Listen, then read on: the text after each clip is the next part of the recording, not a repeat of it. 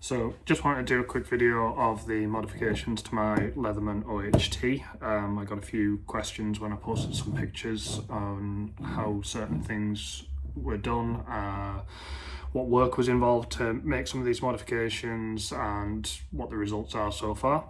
So I've got two OHTs here, one of them being completely original and untouched, and then I've got the one that I have played about with. So all of the parts that have been fitted onto this OHT come straight from a Leatherman Surge.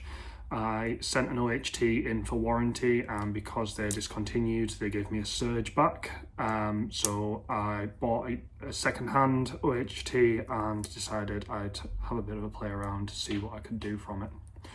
So before I get into that, kind of just a quick overview of the OHT for anyone that's not familiar with it. So the OHT comes with various different tools, all outside accessible. So you've got a small knife blade, you've got a large flathead / pry bar, you've got your traditional can opener, and you've got a saw. On the other side we have a Phillips crosshead screwdriver, we have a small flathead screwdriver, we have a strap cutter / oxygen wrench, and we also have a serrated knife blade. Now, all of these are pretty good tools to start off with. I love the OHT for its plier operation. I think Leatherman are really missing a trick by not having a replacement for this tool. Just being able to get those pliers open completely one-handed. I know they have gone with the free technology now on the P series and the Arc, but having played with those tools, I don't think anything's quite as easy to open the pliers on as the OHT is. Now, a lot of people think it's kind of gimmicky and kind of fidgety, which, yes, it is fun to fidget with, and it is, I suppose, a little bit quirky.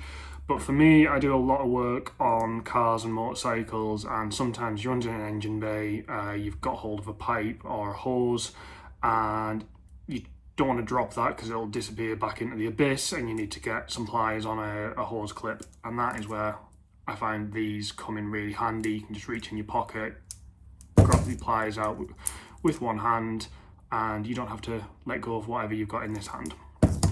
But that being said, it's not a perfect tool for me.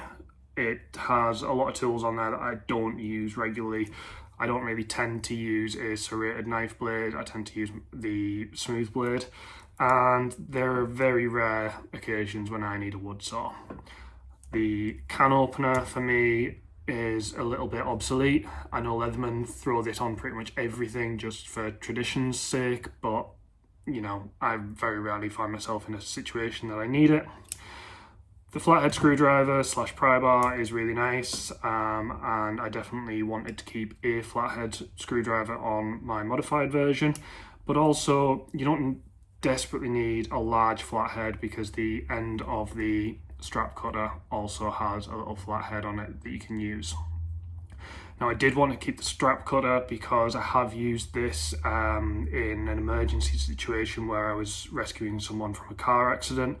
That tool came in absolute crutch for me. Yes, a knife would have worked, but just being able to get that hook in there and know that it wasn't going to injure the other person was really quite crucial for me. So that was an absolute must on the modified version. So that brings me to this. So this is, again, it started life as a standard OHT, and as I said earlier, everything that is now on this has been taken from a Surge. So you can kind of get a parts list put together quite easily. Now, what I have here is I have a pair of Surge scissors. I still have the small flathead screwdriver. I then have the smooth blade knife from the Surge. And I also have the file on the T-shank blade, T-shank bit holder. And then on the other side, I still have the Phillips screwdriver and that crucial strap cutter. So I'll start off with the knife blade, because the reason, yes, the OHT came with a smooth blade knife, but you will see how significant that difference is between the two blades. The Surge blade is much bigger, longer, more heavy duty, it's a thicker metal as well. It's just an all-round better blade. It's got a nicer shape to it. They are similar in shape, but the Surge knife has a slightly nicer shape to it, and just that extra length is certainly beneficial too. Now, because of that, it did mean that I had to sacrifice the small end tool off the OHT. So what you'll find is that on the modified version, there is nothing in this slot. I've just used a plastic spacer to keep the scales right. Because as you see, when I bring that knife closed, you'll see there isn't a lot of space in there. Now, future modification for me for this OHT is to 3D print some new scales for it, because I really do not like the fact that that tip of the blade is exposed. Ordinarily on the original OHT, the tip of the blade is protected by the scales, but obviously with the Surge knife being that much longer, it is now exposed. So future mod, new scales. Moving over to the T-shank exchanger. Sorry, I didn't really cover what was needed to make that knife work. So the Surge knife needed a slight bit of modification just to that face there, and that is just to allow it to open far enough up that the line lock of the OHT will engage. And it also needed slight modification on the underside here, which was just to give it enough clearance to actually close fully. The Surge tools tend to have like a little bump on the underside there, and you just have to shave that off with a grinder or a Dremel. Dremel is ideal. I did have to use a grinder for some of these purely because I ran out of bits for my Dremel. But yeah, it doesn't need a lot, it just needs a little bit of massaging on that bottom edge and also on that top edge. Similar situation for the T-shank exchanger. You need to kind of shave, I don't know how well you can see, but you can see there's some shiny edges there on the underside. And again, that's just to allow enough clearance for the liner lock to engage. Now, you'll hear you get a really nice solid click from this. This is probably the best engaging tool that I've got on this modified version. Did have to shave again that little bump off the bottom.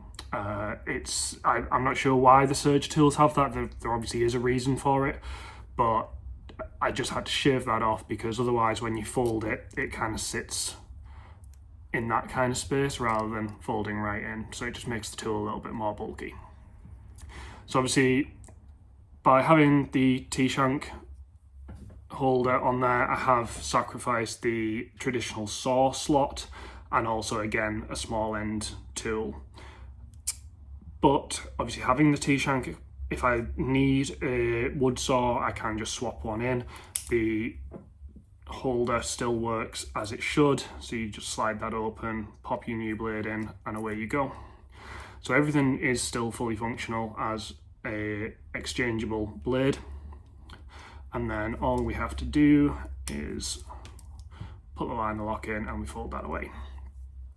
On the other side, as I say, those two tools are the original OHT tools, so nothing changes there.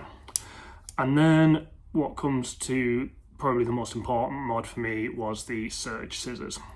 Now, with the scissors, I did manage to keep the small flathead screwdriver because the scissors tuck so neatly into that space that we can just tuck that screwdriver in. It doesn't really poke out too far. Now, to get the scissors to work, there was quite a bit of work involved, and you'll see on that space there's been quite a lot of massaging, shall we say. Now, it looks particularly messy on this because I actually went a little bit too far with the grinder and took off too much material and basically had to weld back onto these scissors so that I could then reshape them again. Now, I probably will redo these at some point. I'll probably try and get some scissors off another Surge and reshape these again. They do fully function, so as we pop it out you can see the scissors immediately spring open and they do work. However, because I haven't quite got the adjustment right, you'll see there is just a little bit of flex in that joint there when they are fully engaged, and it can just be a little bit annoying. They still work really nicely, but you can see that they just haven't quite got that full pop because the locking position for the spring has a little bit of play in it. That's probably quite a good view to show you. So a little bit more work to do there, but on the whole, it's great to have those on there. And that was kind of the most important new tool for me, was to have the scissors on there, because yes, you can use the wire cutters as snips, but a lot of times snipping cable ties and things like that, it's far easier just to have the scissors on there. Now everything is still one hand openable. As I said, I have tucked the small flathead screwdriver in with the scissors, but by not over tightening this joint here, I can still just push on the scissors and it will just move that screwdriver out the way, and just fold that open and let it click into place. It's a little bit fiddly with the scissors, but I tend to find that scissors are always a little bit fiddly to open one-handed. And the thing with these is just making sure that you get that solid click. Once it clicks, they'll be fully engaged and they won't go anywhere. Like I say, there is a little bit of play on them that I'll try and rework. But yeah, that's kind of everything. So realistically, to make all these tools fit, there wasn't that much work involved. If you are comfortable with a Dremel or a grinder, tends to be quite simple modification. It's a little bit kind of trial and error when you are trying to get them to fit, especially the more complex tool like the scissors or the blade exchanger, the T-shank. Like I said, it didn't need that much actually removing, but it's just kind of take a little bit off, fit the tool, see if it works, take it back off again, take a little bit more material off. And then, like I say, in my case with the scissors, took too much off and then you kind of up shit creek. And that was for me when I had to get the welder out, and you can see I kind of had to weld a blob of material back on there and then reshape them. So yeah, next mods are, as I say, some custom scales just to protect the exposed ends of the blade, and I'll probably cover the exposed end of the file up as well, just to stop that from being a snag risk when it's in my pocket, because I only need that relief at the top there to open that file up. I do also want to, when I do make some new scales, I want to try and incorporate the flashy backpack that is made for the Leatherman ARC. I think it's really quite cool to be able to have a flashlight / beacon light on the side of your multi-tool. I don't know whether or not that will work too well with the shape and profile of the OHT, but we'll kind of figure that one out as and when we come to it. I would love to try and get a traditional bit holder on here, but because there are no internal tools whatsoever on the OHT, I don't know how feasible that would be. I did kind of look to see if there was any way to use this space in here, but with how far down the plier mechanism comes, I don't think there's really any way you can use that space and keep it functional. But I am going to look at that a little bit more, see if there is a way to add a traditional folding bit exchanger, because I'd love to be able to use the PC Doodle Volti bit on this. I think that's another really clever tool, just to be able to have like a multimeter on your multi-tool. Really handy for those that are into auto mechanics and electrical work. So that's kind of the future plans for this. I'll keep everyone posted, but I just thought I'd do a quick walk around of the tool based on some of the questions I got when I first posted pictures of it. But I think on the whole, it's getting to the point where it is the perfect multi-tool for me. I did have a play with a Leatherman ARC just a couple of days ago to see if that was an alternative for a modified OHT for me. and I didn't really get along with the whole kind of flick butterfly opening of the free series. I much prefer just to be able to either slowly slide the pliers out like that, or just a quick flick of your hand and they slide out under their own inertia. It's quite difficult to capture on video because I don't have a lot of space to work with here, but yeah. So that's that. Hope you guys enjoyed that.